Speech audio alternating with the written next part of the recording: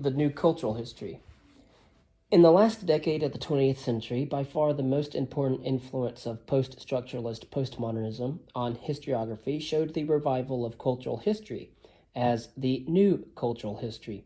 By then, the genre of cultural history had a venerable history. While elements of cultural history could be traced to the ancient period, its modern version dates from the late 18th century. Johann Gottfried Herder stipulated collectives that had affinities with the modern concept of culture. Early 19th century historicism, influenced by Herder and shaped by Wilhelm von Humboldt and Leopold von Ranke, stressed the culturally defined uniqueness of collective entities. The most influential representative of modern cultural history was Jacob Burckhardt, with his work on the civilization of the Italian Renaissance. Decades later, Johann Huizinga's book on the fading of the Middle Ages added significantly to the tradition. In those works of cultural history, understood as Geistesgeschichte, or a history primarily shaped by immaterial forces, art, music, and thought were taken as the central manifestations of a people or a period's spirit. The more brilliant the cultural achievements were, the closer they led critical observers to a culture's core. In short, these cultural historians and culture's core attempted to decode culture by finding patterns, themes, forms, ideas, and ideals presumed to be representative of the collective network of meaning. Huizinga added patterns of feeling and mood. All of these historians learned to value the world of symbols and symbolic interpretation. Symbols were such powerful keys to understanding because they had a dual nature. They represented meanings and, at the same time, were part of them. Cultural history gained ground despite the presence of competitors, a still strong Marxism and that of social history, and a weakened intellectual history.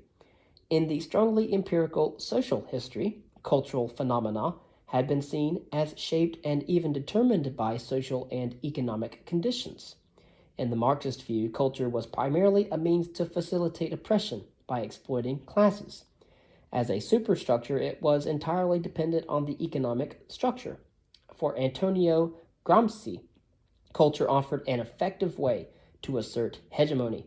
Advocates of ideas as decisive forces found strength in the history of ideas that for decades, and indeed for decades, exerted a powerful influence. Even Charles and Mary Beard, primarily economic interpreters of history, relied on the powerful American spirit for American culture's strength when confronted with the task of defending America against fascism. Later, Perry Miller's book on the Puritans represented cultural history as intellectual history. Matters changed considerably in the 1960s. History's anthropological turn would demand significant changes in historical theory and practice. History and anthropology has been close to each other before. In the late 19th century, evolutionary anthropologists who understood human development in terms of progress affirmed the historical mode of thinking. But in the first half of the 20th century, anthropologists began to think and work in terms of timeless structures and functions. Cultural phenomena were interpreted as answers to common human needs and were best studied by social science methods. Decades later, in the 1970s, a humanistic wave engulfed anthropology, indeed, humanistic anthropology. A man by the name of Clifford Geertz, who was influenced by Max Weber, began to speak of culture as a network of meanings. Symbols became the operative terms in the making of quote-unquote reality. Rites, rituals, and festivities were manifestations of meanings that gave order to life. They could affirm the social hierarchy, thereby strengthening the status and power of the ruler, but also voice protests against the existing order. And again, Clifford Geertz wrote a book called The Interpretation of Cultures, and he wrote several other books as well. Another man that you might be interested in that we went over in the last section is W.H. McNeill and the specific global forces of expansive quality. Even events of a routine nature came to be seen as symbolic acts, often manifesting hidden opposition or repression. In this new view of culture, thick description offered the key to deciphering all human actions by discerning the many layers of meanings conveyed in them. The aim of such an inquiry would never be to find lasting, stable structures and forces, or even that of laws. Instead, an informal logic displaying the unique patterns of life would become visible.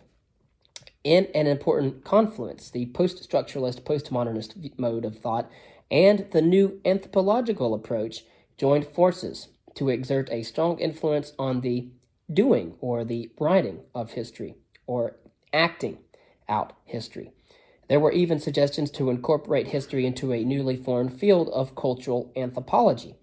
Yet the actual result, the new cultural history, was a rather amorphous endeavor that had its coherence mainly from postmodernist themes.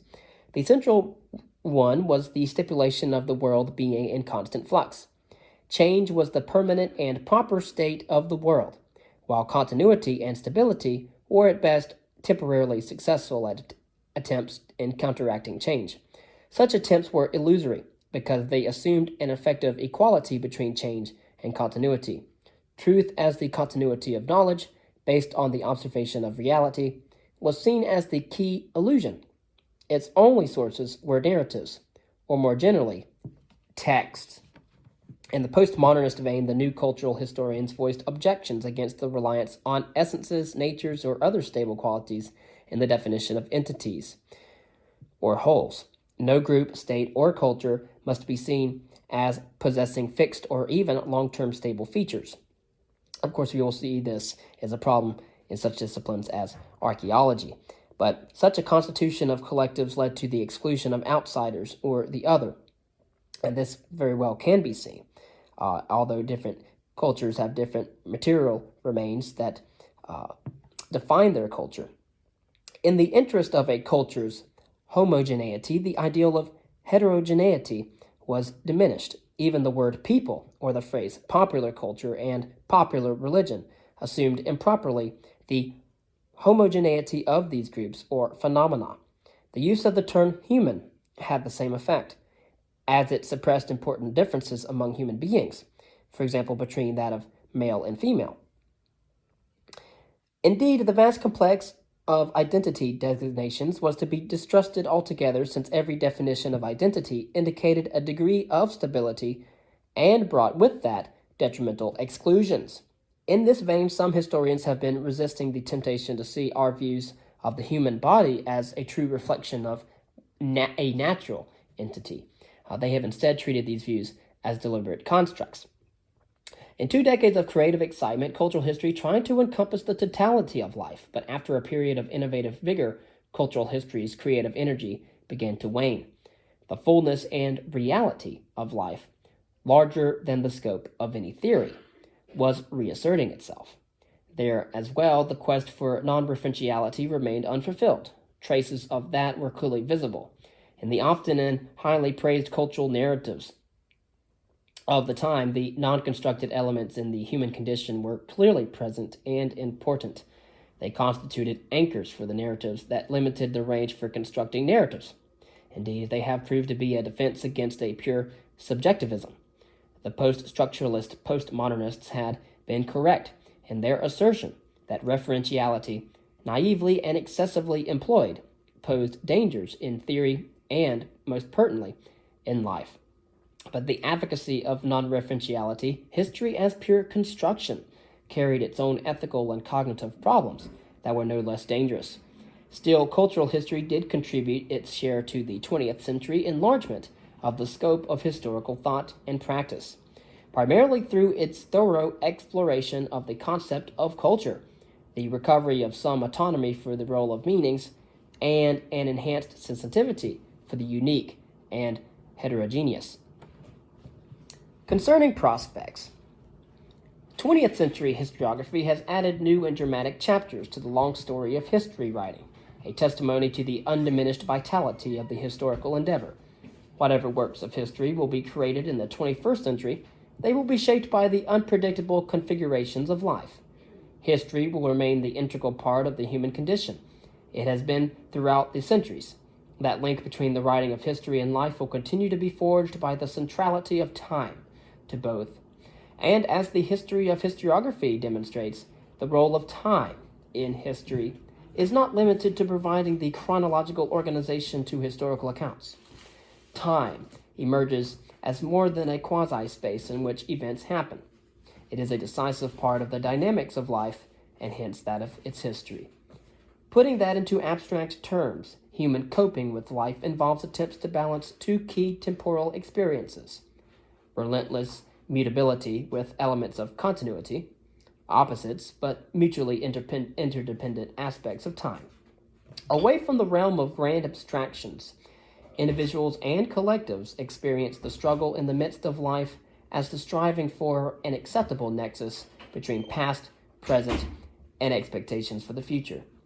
This historical nexus, with its dynamic tension between the views of the past, effective as the counsel of experience, the expectations for the future, part experience, part creative imagination, and the actions and decisions taken in the present under the influence of both, has been and will continue to be at the core of human life.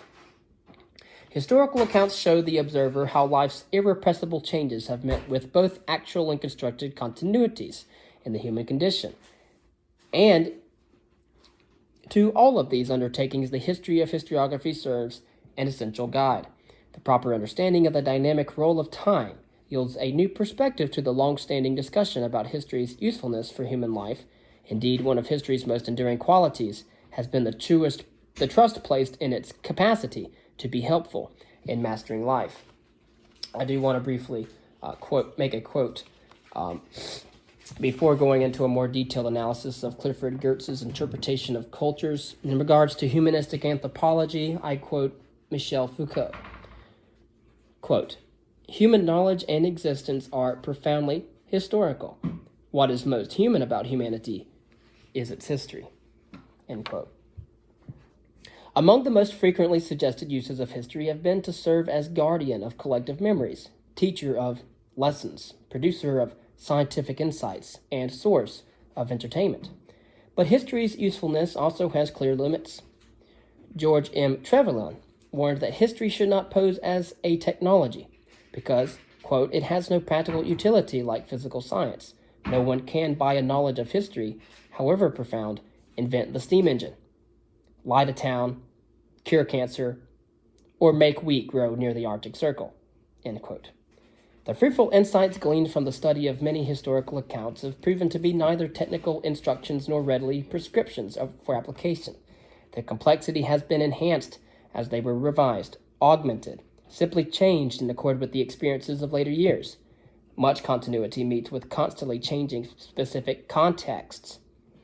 At this point, where even the promise of lessons from history seems to be put in doubt by relentless change, the history of historiography can bring some assurances, albeit no simple ones. It relates the story of many nexuses that shaped life for a while, were adjusted to the limits inherent in nexuses, and eventually replaced. Such insights seem to yield a mere story of futility, one drab, even senseless. Yet these failed nexuses stand not merely as silent, burned-out ruins, but also as testimony to splendid human achievements. They were hard-won ways to make sense of life in a pragmatic and theoretical form. The failures resulted not from remediable technical flaws. They originated in two features of every nexus: the always limited knowledge of the past, and with it limits in the experience guiding the expectations for the future, and the imperfect match between the future as expected and the future as realized. Over the centuries, the writers of history have narrowed the gaps considerably, but because of the dynamics of life itself, they could not close the gaps. Indeed, the limits to the knowledge and understanding of the past at any given time and similar limits on the expectations for the future have caused all nexuses to remain open-ended. Lacking finality, they eventually fade away when the future becomes actual, stands at a greater and greater distance from the expected. Many attempts have been made to design nexuses that would end in a final closure in theory and in life. Time would never be able to erode that new timeless context of life or the theoretical foundation on which it rested. In the 20th century, attempts at final closure, including, among others, some scientific historians who relied on special ultimate methods and approaches, orthodox Marxists convinced that a few crucial insights into the economic development sufficed, and progressive historians who observed a clear ascendancy of rationality that would lead necessarily to human perfection. Even the phenomenon of postmodernism has its root in the issue of closing the gap. The early group of postmodernists relied on the forces of modernity that ironically would bring about a human life of unchanging routine within narrow limits. The permanent identity of past and future would render nexus constructions superfluous. In such a life, historical thought and study would be of little use. The latter group of postmodernists affirmed the open-ended gap when they identified change as the only valid temporal experience. And again, these are the post-structuralist postmodernists. Therefore, the gap would not, indeed must not, ever be closed, to foster new questions, new novel ideas, new interpretations.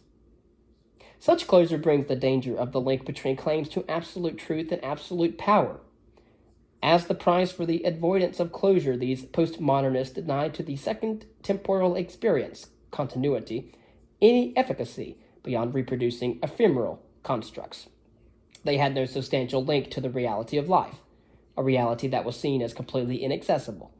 The dangers and the effects of truth claims based on the authority of past experience, or assertions of continuity, would be avoided. Yet the lack of a foundation for historical accounts and past reality left in doubt the exact standing of these accounts in the realm of knowledge. The ideal of a final and or perfect history might have some usefulness as a spur to achieve the best possible explanations and understandings of the past. But as the history of historiography shows and demonstrates, claims to have achieved finality inevitably turn out to be illusions. Even a quest driven by certainty about the aim yields all too easily to simplistic means to get there and claims that one got there. On the second hand, the absence of timelessness and perfection from historiography does not make the endeavor to write history a useless enterprise. Each historical account, resulting from a skilled and serious academic and scholarly effort, contributes a deposit of knowledge about how life was led and perceived. The history of historiography, as a cumulative record of these efforts, demonstrates history's eminent usefulness for the conduct and of the inquiry into life. In its unmatched panorama stretching across the millennia, inquiry becomes visible the potentialities and limits of the human condition, and from such insights derive counsels of caution and inspirations for creative action. As such, history emerges as a superb guide for the time-bound aspects of the human condition. In the early part of another millennium, historians face the perennial problems encountered in the writing of history. They enjoy the advantage that by overcoming many challenges, their predecessors have made history into a richer, more encompassing endeavor in substance and methods. Historians also have the history of historiography to caution them that no simplifications, regardless of their sophistication, can make the writing of history's fundamental theoretical problems disappear. These problems reflect the complexity of the human condition. That complexity will even increase in the multicultural world of truly global scope. In the intensely comparative historiography of the future elements of commonality in the human condition, among them, the perennial human attempts to establish a proper balance between change and continuity should receive much attention. The bond between history, time, and life has established the history of historiography as the unique record of the ways in which human beings have tried to master the temporality and brevity of human life. A temporality that has allotted to human beings the roles of immigrants from the past inhabitants of the present, and immigrants into the future.